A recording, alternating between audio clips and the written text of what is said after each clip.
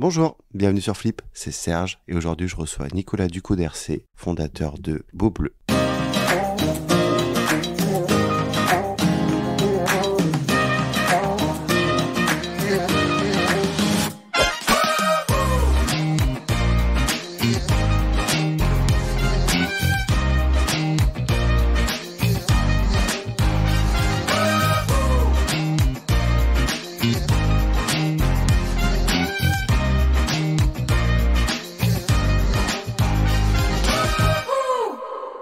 Bonjour Nicolas.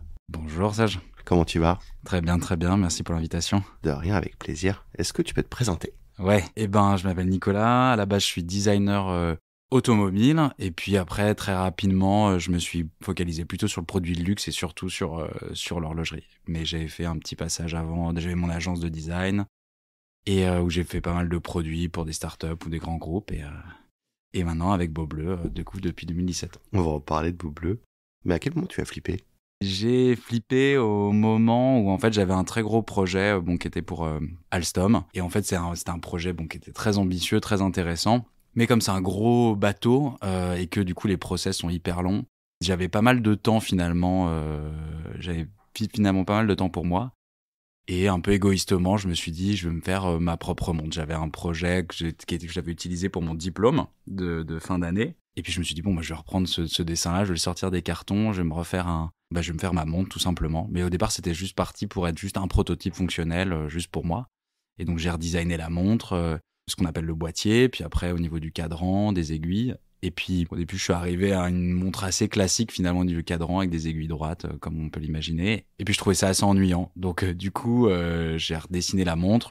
Je suis arrivé justement sur cette signature qui est les aiguilles rondes. Et là, je me suis retrouvé avec un produit un peu qui parlait par lui-même. En tout cas, je me suis dit qu'il n'y avait pas nécessairement besoin de le travestir avec du market. Et de l'autre, donc ça, j'avais ça dans une main. Et dans l'autre main, j'avais accompagné quand même pas mal de startups qui avaient fait leurs produits. Donc j'avais vu un petit peu les écueils qu'ils ont rencontrés, tous ces problèmes, etc. Et je me suis dit, ok, je vois quand même à peu près ce que c'est de créer une boîte qui plus est, qui fait des produits. Et puis, il pouvait m'accompagner aussi en termes de mentoring. Et j'avais un produit qui parlait un peu de lui-même. Donc, je me suis dit, c'est maintenant ou jamais, on peut tester. Au départ, c'était juste un test, un projet. On s'est dit, ok, le proto, on va voir s'il peut se vendre comme ça. Enfin, en tout cas, est-ce qu'on peut précommander à partir de là? Et donc, du coup, en septembre 2017, je crie sur tous les toits que dans 3 mois, j'aurai des protos et que je pourrais vendre à partir de là. Ce qui s'est fait, c'est-à-dire qu'en décembre, du coup, j'ai présenté les protos. Et les gens ont précommandé directement sur le site, et ce qui a permis de, on va dire, lancer le POC, Proof of Concept, pour être très Startup Nation. Et puis voilà, donc l'idée c'était de faire ce test pendant 1 an, où là j'étais à 100% dessus en 2018, et surtout qu'on a livré 1er avril 2018, donc entre septembre et avril, voilà, on a fait création de la boîte, création du petit site, production et livraison, voilà. Il fallait que ça aille vite pour que si ça se casse la figure, ça se casse la figure tout de suite. Et que si ça monte des signes de vie, il fallait que ça monte des signes de vie assez rapidement, quoi. Et du coup, aujourd'hui, Beau Bleu? Beau Bleu, maintenant, on est quasiment à la 5e année. Enfin, ça va 5 ans en septembre. Donc, on n'est plus à l'étape du POC. Donc là, ça se passe super bien. D'autant que, pour retracer un peu l'histoire, 2018, on se fait connaître un peu par notre site internet. Pas mal de bouche à oreille, quelques petits articles par-ci, par-là, mais rien de très impressionnant. Et puis 2019... Là, en fait, malgré tout, il y a des grands revendeurs, donc particulier le Printemps, qui vient en fait me voir et qui me dit, nous on aime bien le concept, voilà, on a envie de tenter, c'est une nouvelle manière de voir l'horlogerie, etc. Donc il me dit, on fait un test avec Beau Bleu. Et puis je leur dis très humblement que moi aussi je vais faire un test avec eux, parce que c'était pas du tout le but à la base, c'est d'avoir des revendeurs. C'était vraiment, en plus c'était très trendy, ça l'est toujours d'ailleurs, d'être des NVB. Mais voilà, l'idée, moi, c'était vraiment de me focaliser sur le site internet. Et donc voilà, l'idée, c'était de tester avec eux. Et le test a super bien marché, puisque du coup, la deuxième collection est arrivée en 2020, juste avant le Covid, 2 semaines avant. Enfin, 2 semaines avant le confinement. Et puis au final, donc là, on a fait pareil des précommandes, ça a super bien marché. Et puis du coup, le Printemps et d'autres sont arrivés en doublant leurs commandes, machin. Donc ils étaient quand même hyper contents des premières expériences, quoi. Ça a un impact, le Covid, à votre lancement? Alors oui, en fait, c'est assez difficile de juger, parce que à la fois, il y avait l'esprit de nouveauté. C'est toujours difficile pour moi en tout cas, c'est assez difficile de voir la portée, on va dire, du commerce en fait de mois en mois. S'il y a un mois, forcément, il y a un lancement. Comme en plus, nous, on fait un lancement tous les 2 ans, forcément, on a un immense pic tous les 2 ans. Après, ça restait qu'une deuxième collection, on n'était pas à la 20e collection, donc il y avait quand même un énorme challenge. Et donc, on a lancé la deuxième collection le 29 février 2020. Je pense que ça n'a pas vraiment eu d'impact parce que nous, on a fait un énorme boom. On est passé du petit projet sympathique à quelque chose qui prétend beaucoup plus à être une marque un peu plus institutionnelle, en tout cas une marque française reconnue. Donc nous, au départ, on avait fait un Kickstarter. C'est que voilà, on avait dit qu'on ferait 42 000 € sur 35 jours. Et au final, les 42 000, on les a fait en 18 heures. Et on a fini sur un kick à 130, un peu moins de 130 000 €, du coup en 30 jours. Donc dire que finalement, plus c'était en précommande, les gens n'avaient pas forcément essayé, il y avait que très peu de prototypes pour les essayer. Donc ça a fait un gros boom. L'impact du Covid, je pense que ça a eu un impact positif uniquement sur le fait qu'on a eu pas mal d'articles qui sont tombés juste avant le Covid. Et donc comme on va dire la presse était un peu gelée pendant quelques semaines, on sait qu'on a eu nos articles qu'on traînait sur la homepage pendant un petit moment. Et donc je pense que ça a pas mal aidé. Après, est-ce qu'on aurait fait 20 fois plus s'il n'y avait pas eu le Covid? Est-ce qu'on aurait fait 20 fois moins parce qu'il y a eu le Covid? Ça, franchement, hyper compliqué à définir, quoi. C'est quoi la vision de Beau Bleu pour l'horlogerie? La définition, elle est assez simple. C'est-à-dire que moi, on en reviendra certainement après, mais en fait, dans l'horlogerie, il y a à la fois ce qu'on appelle les montres-outils, donc des montres un peu techniques, etc. Puis après, l'horlogerie est devenue aussi un bijou à part entière. Et l'idée, c'était d'amener un peu une troisième étape ou un troisième pied à la chaise, tabouret, et de se dire, voilà, si à la fois ça doit être un outil, il faut que ce soit, bon, qui plus est un bijou, si ça peut être joli, c'est encore mieux. Mais la troisième chose, c'était d'arriver à avoir une vision un peu poétique, en fait, une expérience un peu différente au poignet, et que l'heure qu'on voit sur son four n'est pas la même expérience qu'on a sur sa montre. Pourtant, on lit la même information, c'est très pragmatique, mais on va avoir une émotion, une manière de vivre l'objet, ou le rapport qu'on va avoir avec l'objet totalement différente qu'on peut avoir avec son four ou avec son téléphone, quoi. Ça s'adresse à qui les montres Beau Bleu? Ça s'adresse finalement à ceux qui aiment la montre, mais qui connaissent pas forcément l'horlogerie. Je fais un peu la distinction entre les deux. C'est-à-dire que l'objet est attirant en disant, je connais pas les codes, mais l'idée d'en avoir une au poignet, avec le design, etc., c'est quelque chose qui me plaît. Mais par contre, je suis pas du tout un supra geek de l'horlogerie, donc je serais pas capable de pourquoi cette aiguille comme ça, pourquoi cette couleur, pourquoi ce détail-là sur cette montre, etc. Donc, ils n'ont pas forcément une connaissance de l'horlogerie assez poussée. Et donc, ils vont se dire, moi qui veux une première montre, ou une montre, on va dire, un peu de grand garçon ou de grande fille, ils vont un peu glaner sur Internet en disant, OK, c'est quoi une bonne montre? Une bonne montre, c'est une montre automatique. Ils ne savent pas forcément pourquoi, d'ailleurs, automatique, ou un verre saphir, etc. Enfin, un peu de specs. Et ils se disent, bon, par contre, à défaut de connaître les codes de l'horlogerie, je vais finalement faire mon choix sur quelque chose qui s'impose à moi, c'est-à-dire le design.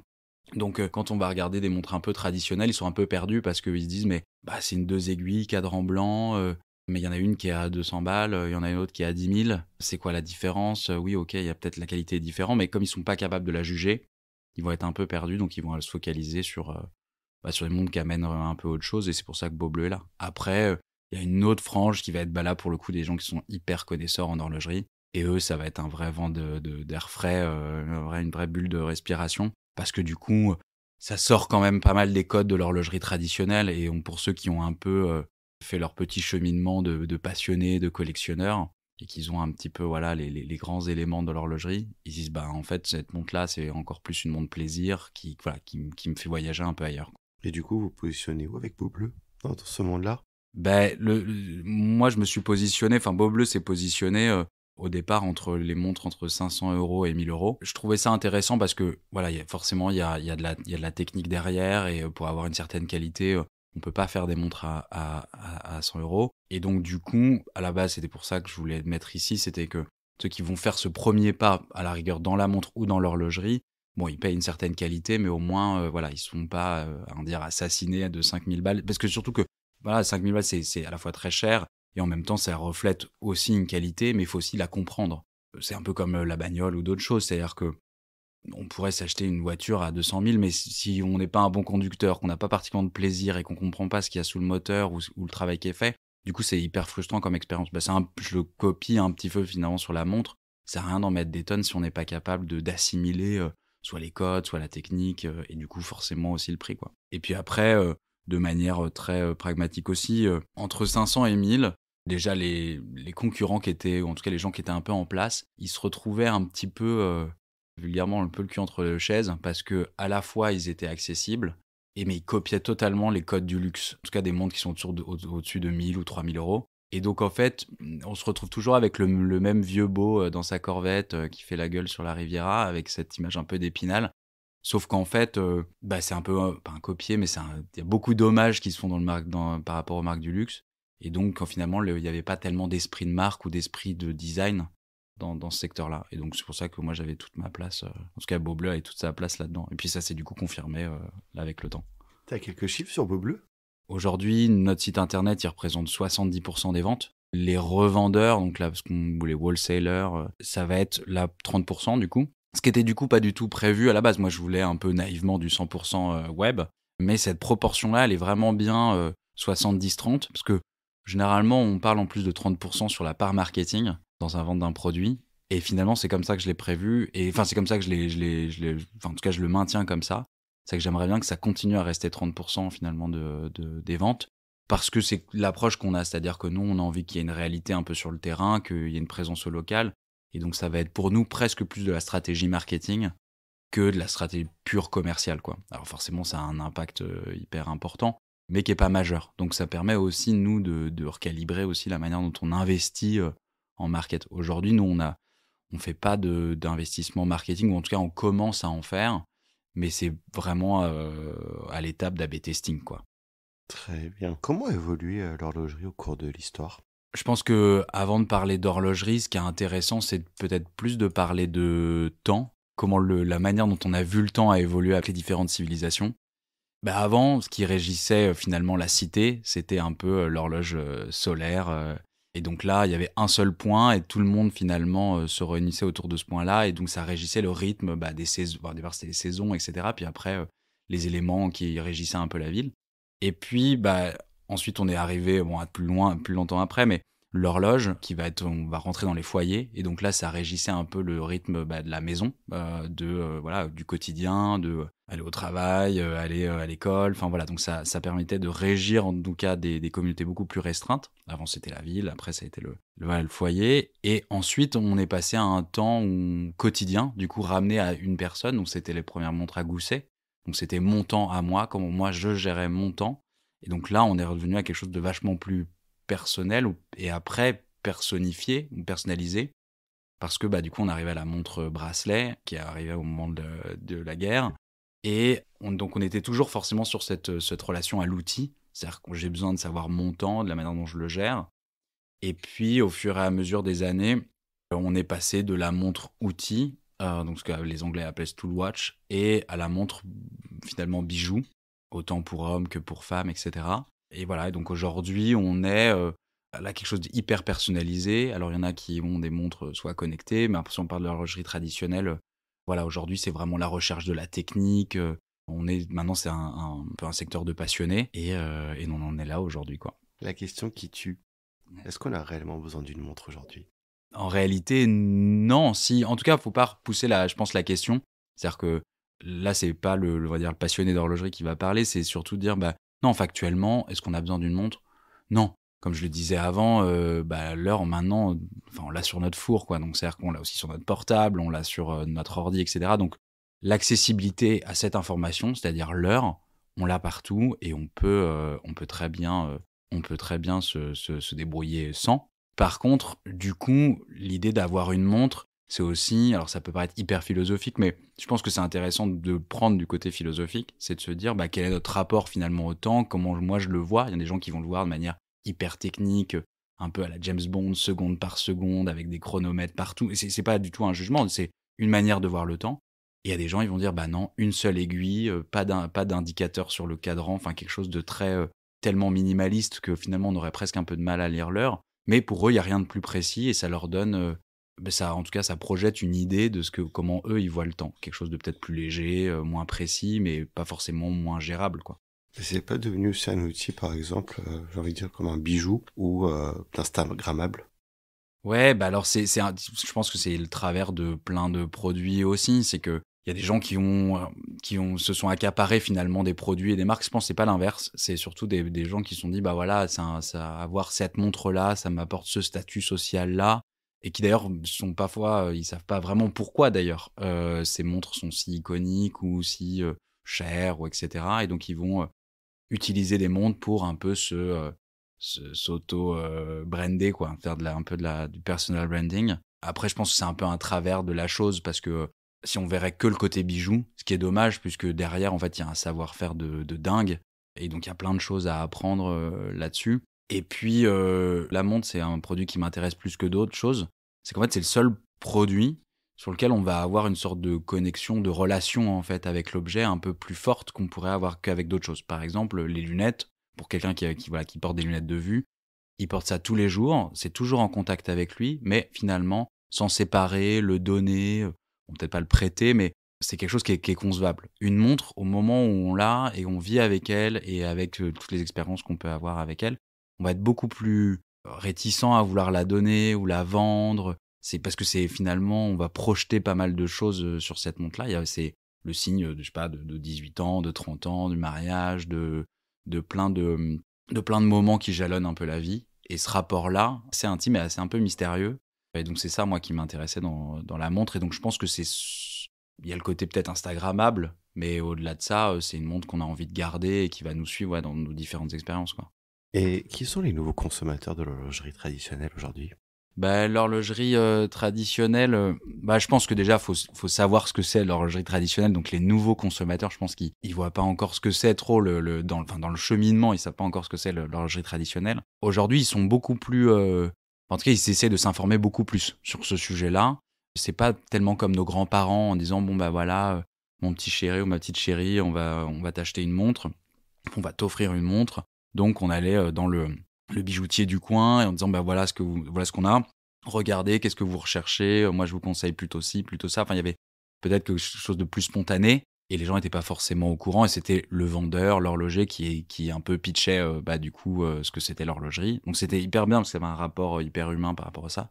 Aujourd'hui, ceux qui s'intéressent à l'horlogerie, en tout cas qui vont dans les boutiques, ils ont déjà un petit peu potassé toutes les informations, c'est quoi les codes, c'est quoi le prix, c'est quoi le mécanisme, pourquoi ci, pourquoi ça. Et donc c'est vrai que aujourd'hui ils sont vachement plus engagés dans leur manière de choisir leur montre.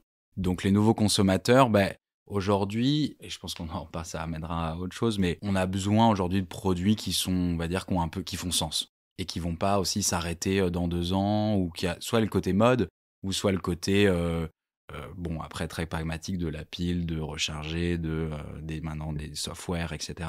Mais aujourd'hui, avoir un produit qu'on sait garder pendant très longtemps, qui nous ressemble, qu'on peut peut-être un peu personnaliser avec différents bracelets, des choses comme ça, mais qui donne une indication sur qui on est et pas sur qui on veut être. C'est pas le côté représentation sociale, etc. Mais juste personnellement, genre voilà, moi j'aime bien ce style de montre, donc ils prennent ça. Donc ouais, je pense que les nouveaux consommateurs, voilà, aujourd'hui, on préfère avoir peut-être des chaussures peut-être plus chères, mais de meilleure facture qu'on va pouvoir garder longtemps. On va peut-être avoir plaisir aussi à en prendre soin, à mettre du cirage, des choses comme ça. Enfin, en tout cas, préserver un peu le produit qu'on a et pas être dans juste une consommation juste quotidienne ou mensuelle ou même annuelle d'un produit qui, en plus, par la première question, était est-ce qu'on en a vraiment besoin, quoi. On va revenir sur la notion de durabilité de tout à l'heure. Ouais. Mais avant, est-ce que l'arrivée des smartwatches, notamment celle d'Apple, ça a eu des répercussions sur la vente de l'horlogerie traditionnelle? Alors oui, forcément, énormément, parce que je pense que le gâteau dans l'horlogerie, traditionnelle ou pas, il est assez grand. Mais il y a beaucoup, beaucoup de marques qui sont dedans et qui ont un peu leur territoire depuis déjà bien presque une centaine d'années. Donc ils sont, pour ainsi dire, vachement en place. Je pense pas que l'horlogerie, pour moi c'est pas de l'horlogerie, mais les montres connectées, je pense que ça a à la fois pris des parts de marché, mais en même temps ça a créé son propre gâteau, on va dire, proprement parler, mais sur des territoires bien spécifiques. C'est-à-dire que ceux qui ont acheté des montres et qui ont des montres connectées, c'était pas du tout pour avoir, je pense, une montre ou avoir l'heure. Pour moi, c'est le prolongement du téléphone. Bon, on va être positif, on va dire des qualités, des avantages du téléphone.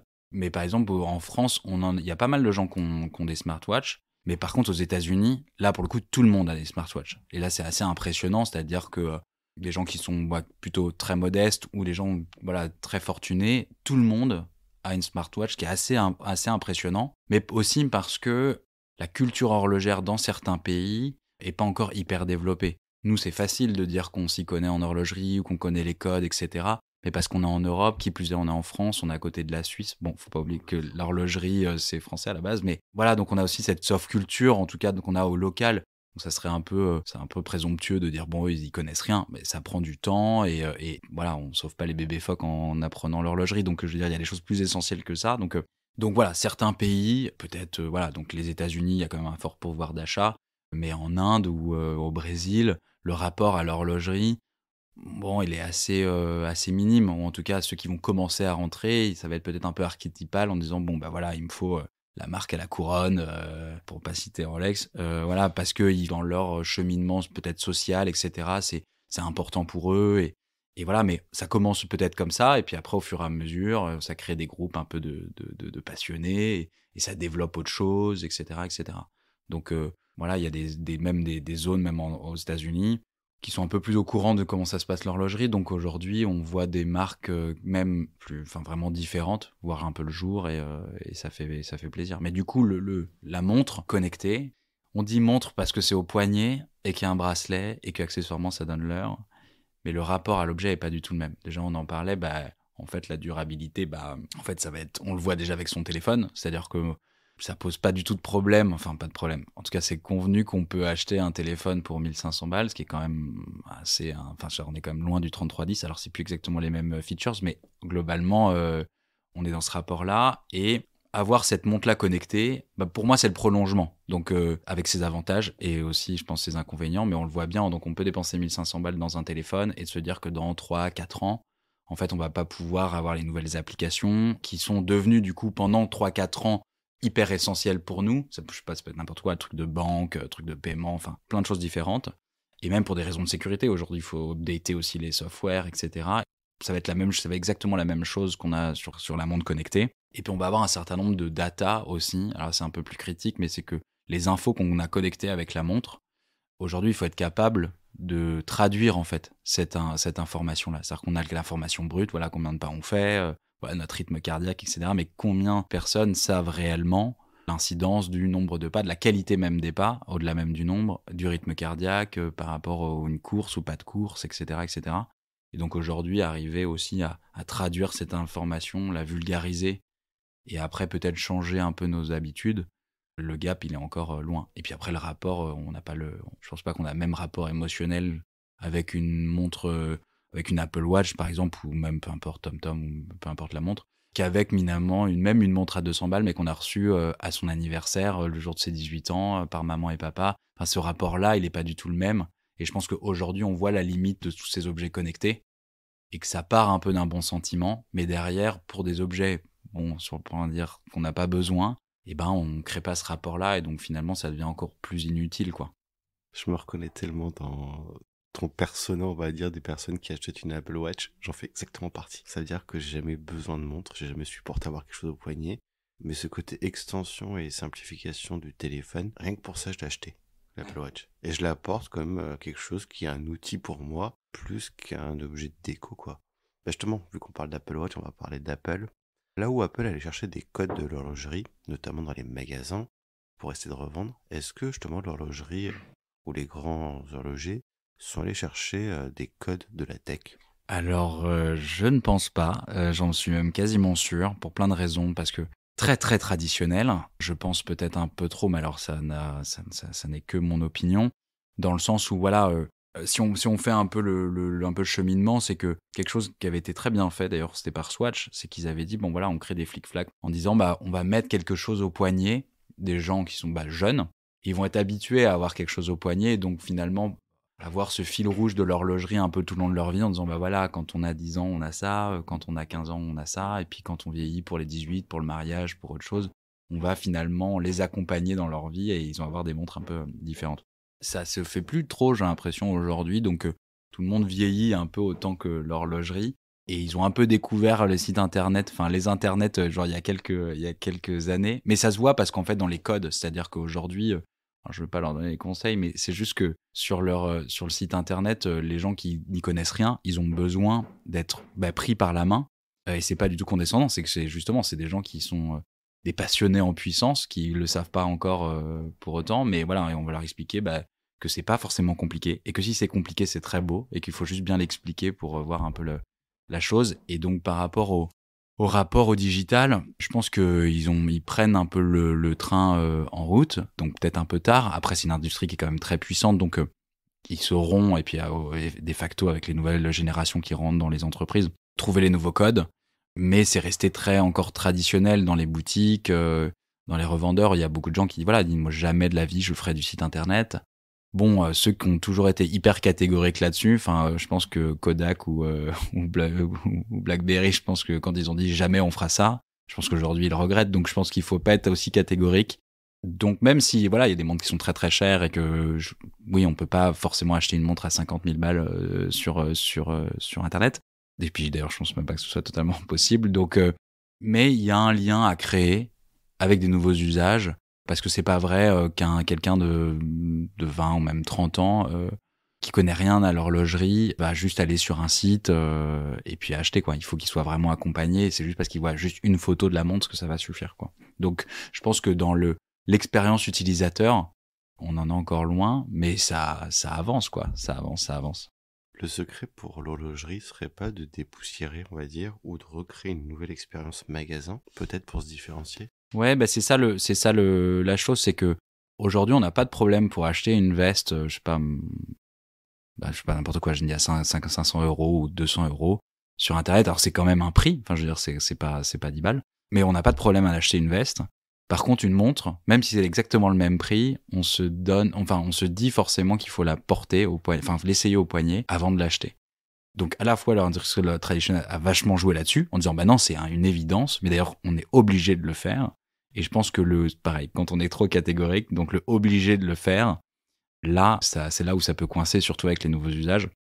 Alors il y en a qui disent digital ou je sais pas quel mot mais en gros il faut que ce soit deux pôles qui se répondent, qui dialoguent en fait, que ce soit l'expérience digitale et l'expérience en magasin. C'est deux choses différentes et complémentaires. On peut pas forcément dire nous, on a une boutique, on a un showroom aujourd'hui dans Paris. Pour eux, c'est continuer un peu l'expérience, c'est-à-dire soit rassurer aussi ceux qui sont pas à Paris et qui disent ok, il y a pignon sur rue, donc c'est pas juste du dropshipping ou je sais pas quoi. Il y a une réalité. Et pour ceux qui ont l'occasion de passer, ils disent comment ils s'expriment en physique. Je vois les montres et puis en fait c'est hyper détente puisque du coup ils voient, ils testent et ils disent super, je rentre chez moi, je réfléchis 2 secondes et puis je vous la commande directement sur votre site. Donc nous on s'en moque un petit peu qu'ils la prennent ou pas directement en boutique. Nous ça nous intéresse. Ça c'est pas quelque chose qui nous intéresse particulièrement. C'est que l'expérience par contre soit légèrement différente, donc il y a une continuité avec ce qu'ils ont vu sur le site. Et inversement, ceux qui sont passés en boutique, au moins ils voient ce qu'il y a sur le site. Et c'est quoi selon toi les enjeux à l'avenir pour l'horlogerie? Je pense qu'il y a ce rapport à acheter en tout cas un produit qui a de la valeur sur un site internet. Quel genre de contenu on va leur présenter? Essayer d'avoir une analyse fine de comment on se projette. Alors moi je le parle dans mon secteur, comment on peut se projeter sur un produit qu'on connaît pas du tout. Quelqu'un qui a jamais eu une montre, ou même qui a eu même une flic-flac, et c'est très bien, se dit je vais mettre 500, 1000 euros dans une montre.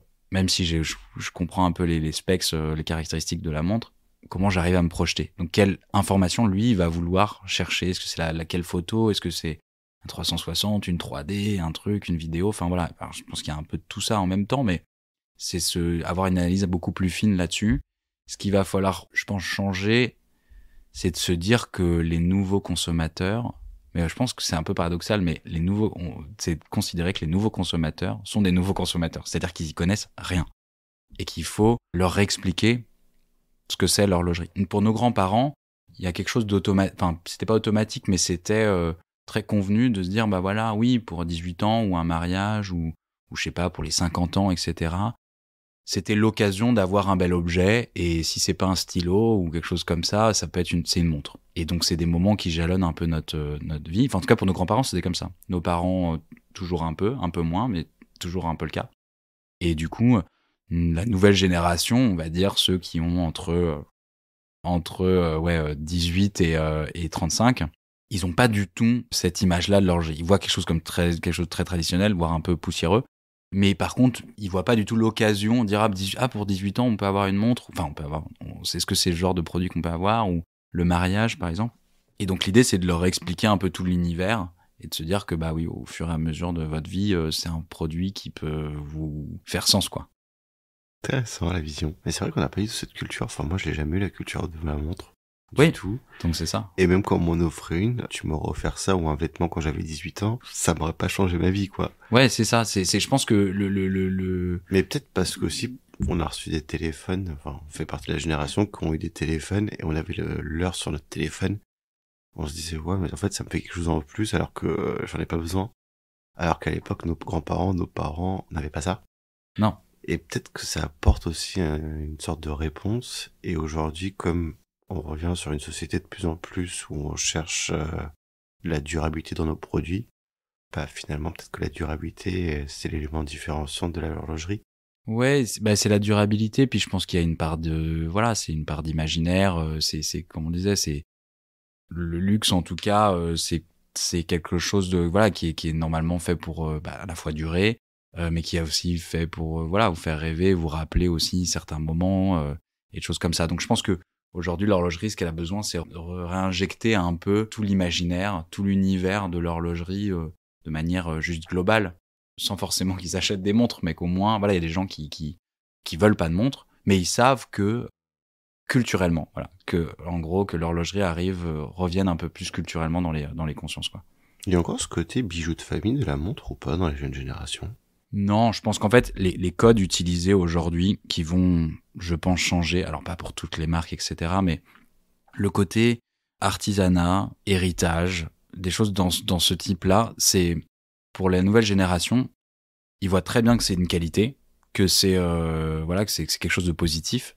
Par contre, ils n'arrivent pas du tout à se projeter là-dedans. C'est-à-dire à se dire, je pourrais donner cette montre à mon fils ou à ma fille, dans l'idée.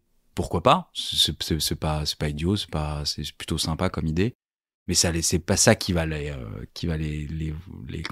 amener dans cet univers-là. Ça va être d'autres arguments, ça va être le design, la durabilité, ça va être, le fait que il y a pas d'obsolescence, par exemple, tout simplement. Quelque chose qu'on puisse réparer ou qui, dans le meilleur des cas, est fait aussi au local.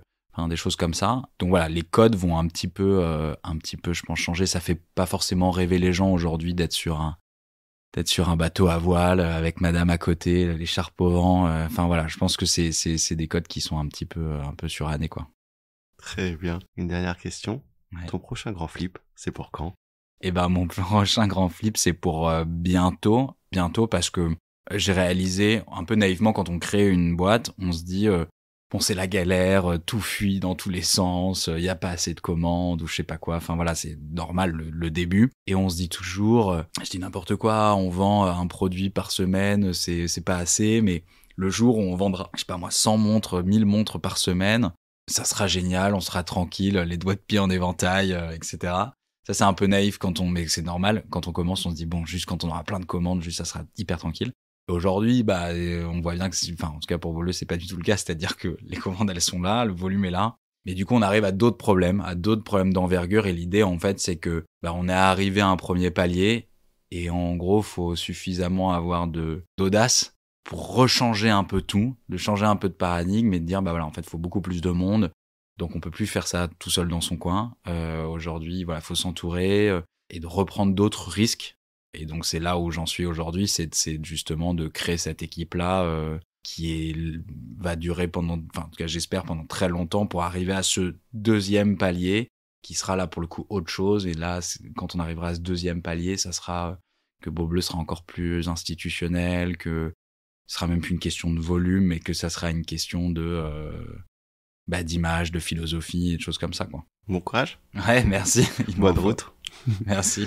Merci beaucoup, Nicolas, d'être venu au micro de Flip. Merci, Serge. Merci à vous d'avoir écouté. On se retrouve très bientôt pour un nouvel épisode. Au revoir. Si vous avez aimé, n'hésitez pas à liker, partager et commenter. Et vous, le grand flip, c'est pour quand ?